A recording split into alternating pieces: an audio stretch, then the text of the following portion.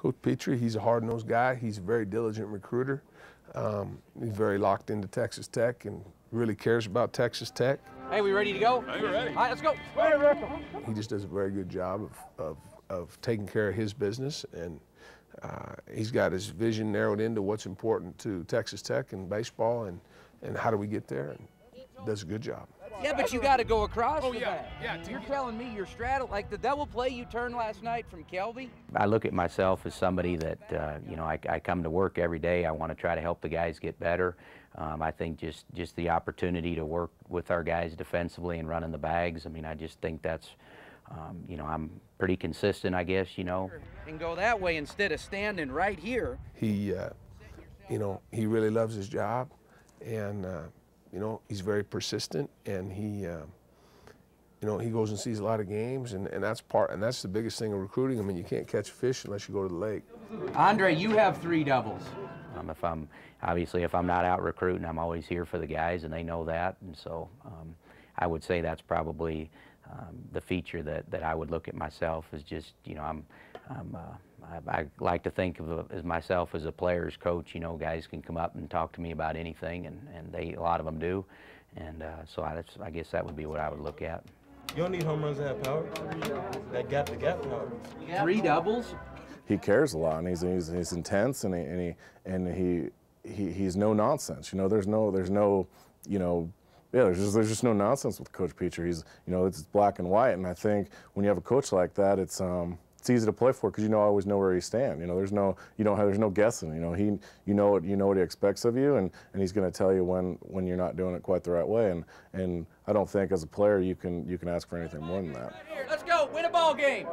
Come on, Reed. Have a good AB. You know, he's a lot of fun. I mean. And he hits tons of ground balls. I mean, anytime you want to come out and get extra work, he's more than happy to come work with you. And he's just really on and off the field. We all kind of joke around with him and do all that stuff. So he's a good guy. How are you, Reed? Hi, Duke. He's a great guy. He's really funny. He'll get out there with us and take grounders and take pops, and he's a box full of jokes, and he keeps us on our toes, keeps us smiling, keeping us having fun. And I love Coach Petrie. I come in his office every day, just have a few jokes with him to get a smile on my face when I'm having a rough day or something like that. So Coach Petrie's my man, and I love him to death.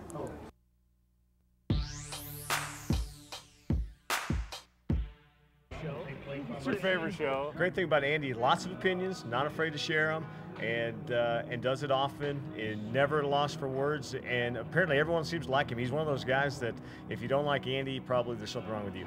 Like I said, I just can't believe, like, you know, guy who caught 9 years in the minor leagues, tough guy.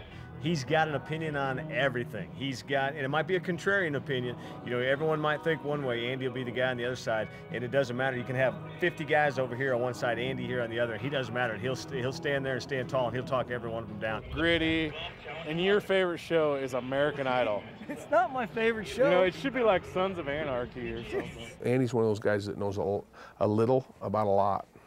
I mean, the penmanship is good. I don't know, I guess you try to find ways to like relate to people and, you know, start conversations or whatnot, but, you know, I'd like to think that I know a lot about some things and then a little about, you know, a lot more. I think that's what makes him great on the radio, makes him great on television, wherever he goes, because the media seems to be drawn to the guy. They hear him and say, hey, we got to have this guy for our show or for our little bit that we're doing. He's a guy that will express whatever is on his mind. We got to turn the double play. We got to do those things because the Yankees don't care.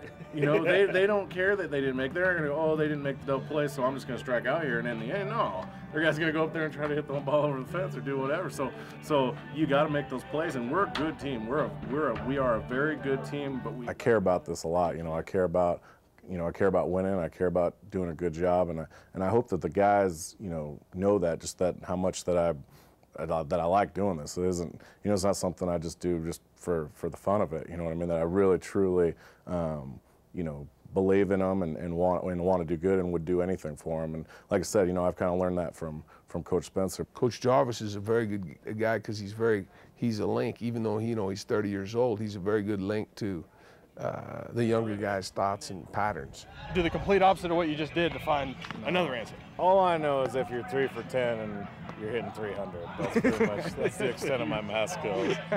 If he has a strength, he still thinks like a player. If he has a weakness, he still thinks like a player. So, but the strength is the thing that we try to, you know, he has a real good understanding of what a kid may be going through because he's closer to it than we are. Jarvis, he knows a lot about the game because, I mean, if you look at the Oregon State records, he's at the top of every category statistically, and he knows his way around the baseball field. He knows his way at the box offensively. He knows his way defensively. He's just a great coach, and he's young, so he kind of gets our viewpoint of the whole deal, and so Coach Jarvis is another great coach on our staff. Let me show you this because, you know, you're making great progress, and you're down to the crunch as far as, you know, what you have left to graduate. I like Matthew. He's a good guy. You know, he's on top of his job and his duties and stuff, and he helps out everyone as far as getting their classes organized, their tutoring stuff, and all that. So he's good. I want to talk to you about getting an additional course because your academic advisor replied back to me that I know you said you wanted to take that psychology course. Getting everything done that needs to be done to keep you to be out on the field playing, because a lot of times it's hard to balance everything with school, and you're trying to focus on a sport that you want to play, and he takes care of all that stuff that I guess that needs to be taken care of. His suggestion to you was you might want to go ahead and take Math 2300. With the computer lab, just being able to have tutors, it helps so much. Like I said, as much as we're gone, you've got to have something like that, and you know, just the way we're treated is first class. I mean, they have everything you need as far as computers or printing stuff, or even tutors to come in if you're starting to fall behind. And I know I've utilized that over the past 2 years because it greatly helps to keep you ahead, especially when you start traveling, because it's really hard to stay ahead once you start traveling. You know, last 2 weeks y'all have been on the road, but if you could do that before the semester is out, that would be great. It's tough being a student athlete. I mean, because you go through your coursework and trying to juggle being an athlete in the Big 12, you know, it's no easy task either way you look at it, and so it's tough. And having Matthew and having the Marshall Sharp is a big help.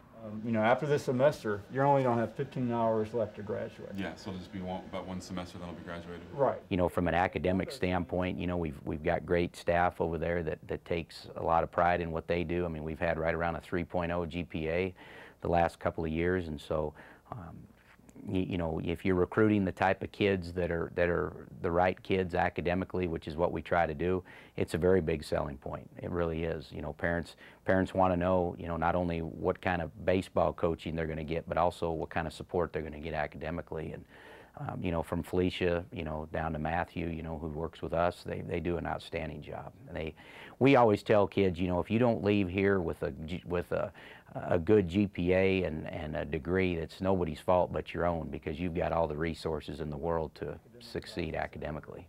You need to follow your intention to graduate. So have you done that yet? I haven't done that yet, no. Okay.